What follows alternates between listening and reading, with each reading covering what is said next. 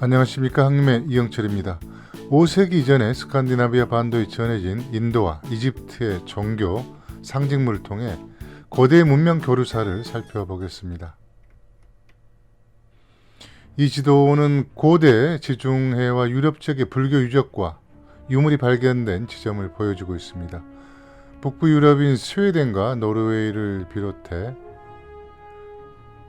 섬나라인 영국, 지중해 권역의 프랑스, 이탈리아, 그리스 아테네 등 해안에 있는 7개 지역을 적시하고 있습니다. 2007년 발간돼 화제를 불러일으킨 민식 교수의 법화경과 신약성서에 담긴 내용인데요. 이것은 종교사나 문명사 측면에서 매우 중요한 내용이 아닐 수 없는데 대중서이긴 합니다만 예민한 사안이기 때문에 출처와 주석이 더 명확했어야 하지 않나 싶습니다. 시간상 이번 영상에서는 영국을 포함한 북유럽 지역만 보겠습니다. 팩트체크와 관련된 상세 내용과 문명사 측면에서 살펴볼 의미 등은 오프라인 강의를 통해 소개하겠습니다. 순서는 위도가 낮은 영국에서부터 시작하겠습니다. 해당 지역을 확대해 보겠습니다. 책에는 다수의 간다라 양식 불상이 노썸버랜드에서 발견되었다고 했는데 노썸버랜드 지역이 대략 5,000 제곱킬로 정도 됩니다. 제주도 2.7배 면적인데요. 이 정도면 발굴 지점을 최소한 우리 면 단위 정도로 특정해 주는 것이 옳다고 봅니다. 부득이 노썸버랜드 간다라 불상으로 검색을 한 결과 아니큐슬 내부에 있는 작은 규모의 노썸버랜드 푸실리어스 박물관이 있다고 검색되었습니다. 영화 해리포터의 촬영지로 유명한 아니캐슬입니다. 서기 100년에서 300년 사이에 만들어진 간다라 불상이 있다고 소개되고 있는데요. 문제는 이 불상이 고대부터 영국에 있던 것이 아니라 1891년 당시 영국령 인도의 북서부에서 근무하던 3명의 장교들이 발굴해 가져온 것이라고 합니다. 그러니 관계없는 유물이 된 거죠. 다시 검색해 겨우 찾은 것은 교토불교대학의 스게야마 지로 선생이 1992년에 학술지에 올린 논문입니다. 로마 제국의 14대 황제인 하드리아누스 제2기간 중에 잉글랜드 중북부를 동서로 가르는 약 118km 방벽을 축성하는데 이 유적에서 간다라 부조 조각상이 여러 개 발견됐다는 내용입니다. 탁실라 발굴을 주도한 존 마셜 경이 1951년 출판한 책에 소개한 내용을 재인용했습니다. 북인도에서 가까운 메소포타미아 주둔했던 로마 용병들이 갈릴리 지역인 프랑스를 지나 도보해협을 건너 최변방인 잉글랜드에 파견될 당시 가지고 왔던 흔적으로 봤는데요. 이어서 또 다른 논문을 인용했습니다. 여러분들에게도 익숙한 도시 이름일 겁니다. 로마 제국은 당시 국제무역도시인 시리아에 팔미라 병사들을 많이 고용했다고 합니다. 참고로 팔미라는 기원전 1-2천년 전 이전에도 인도와 무역을 했던 메소포타미아 지역과 다마스커스, 나사렛, 예루살렘으로 이어지는 무역 거점 도시로 인도 문명과 불교의 전파 루트에 포함된 곳입니다.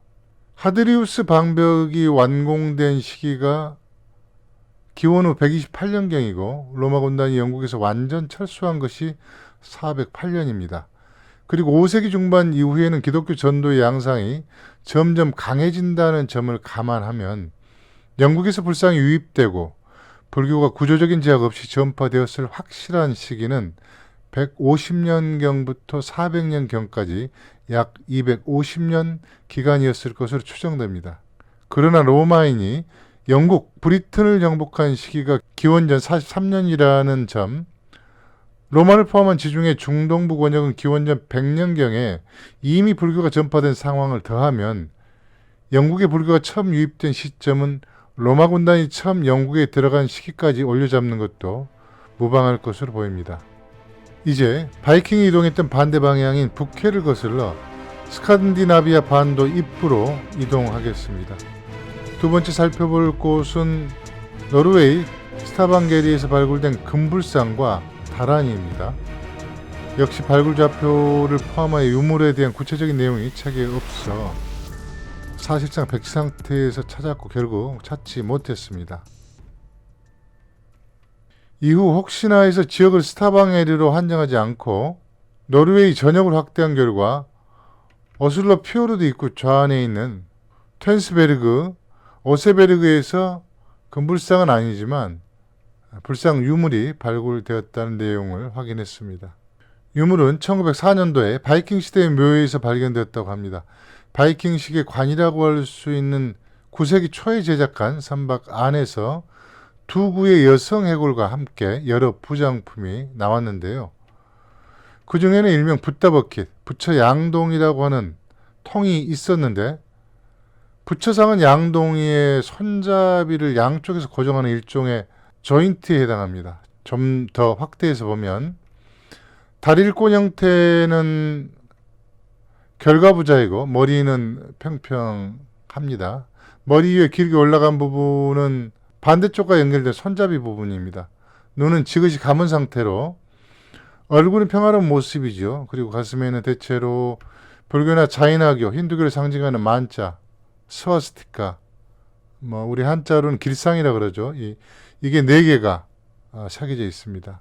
보기에 따라서 중심은 십자가라고 할 수도 있겠네요.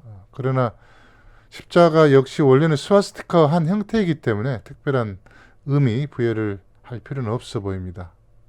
불상 조인트가 스칸디나비아에서 제작되었는지 아니면 잉글랜드 혹은 다른 지역에서 제작되었는지는 확정하지 않은 상태입니다.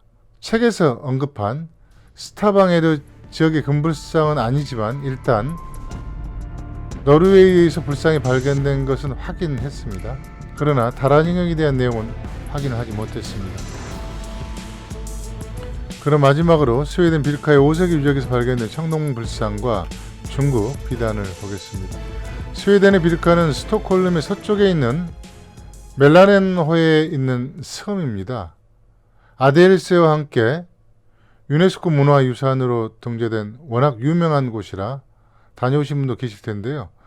바이킹 전성기인 8세기에서 10세기 때의 무역망 중심지이자 기독교 교우가 있었던 곳입니다.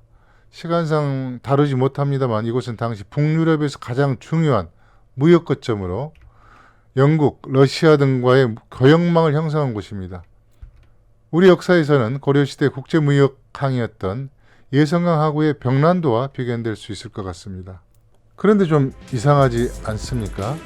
책에서는 청동불상이 발견된 유적이 5세기라고 특정했기 때문에 8세기 이후 유적인 비르카와는 수백 년의 편차가 발생합니다. 비르카 아델세 유적 자료에도 불상에 대한 내용은 없었습니다. 그런데 동남방향으로 4km 서쪽에 있는 역시 멜라레노스의 섬인 헬기에서 5세기의 청동불상이 발견됐다는 내용을 확인하였습니다. 헬기 유적은 1954년 발굴되었는데 주목할 출토품은 북인도의 불상과 이집트의 세례용 국자였다고 합니다. 세례용 국자는 물을 떠서 머리 위나 혹은 몸에 붓는 용도라는 것은 아실 겁니다. 가까이 강물이나 호수가 있으면 몸 자체를 물속에 담그면 되기 때문에 세례의 성격에 따라서는 굳이 이런 도구가 필요하지 않을 수도 있습니다. 참고로 인더스강이나 요단강 등에서 머리나 몸을 담그거나 부처님 오신 날 관욕시 그리고 우리 문화에서 전통적으로 중요한 일을 앞두고 목욕 제기한다는 것 모두 유래와 의미는 유사합니다. 인류사에서는 지극히 자연스러운 행위인데 이런 것에 과도할 정도의 의미를 부여하는 것은 역사에 대해서 무지하거나 아니면 사자가 깨있을 가능성이 있다는 말씀을 드립니다. 이 유적이 중요한 것은 발트해 원역의 세력들이 바이킹의 이름으로 역사의 전면에 등장하기 400년 전에 원거리 지역인 인도와 이집트에서 제작된 유물이 나왔다는 점입니다. 사실 상고대 시기부터 가동되었던 유라시아 스텝 로드와 권역별로 발달한 다양한 오아시스 로드, 인도양과 지중해에 있는 해상로드, 그리고 흑해와 발트해에 있는 수운로드, 아쇼카 대왕의 전법로드, 여기에 로마에서 갈대와 유럽 중동부를 잇는 제국의 길 등을 이해하고 있는 분이라면 스칸디나비아 반도에서 이집트와 인도의 종교용품이 발견된 것은 특이한 사항으로 볼 이유가 없습니다. 그런데도 근대 서구 백인 우월주의에 의해 변형된 역사관으로 고대 문명 이동사를 이해하다 보니 유목 문명이 정조 문명에 미친 영향과 지배력, 불교와 그리스 로마 문명의 상호관계, 자라투스트라의 조로아스터교를 유시한 불교, 기독교, 만이교 등 여러 종교의 상호관계를 단절적으로 이해하는 풍조가 여전히 팽배한 것 같습니다. 이번 영상은 여기서 마치겠습니다. 끝까지 시청해 주셔서 감사합니다.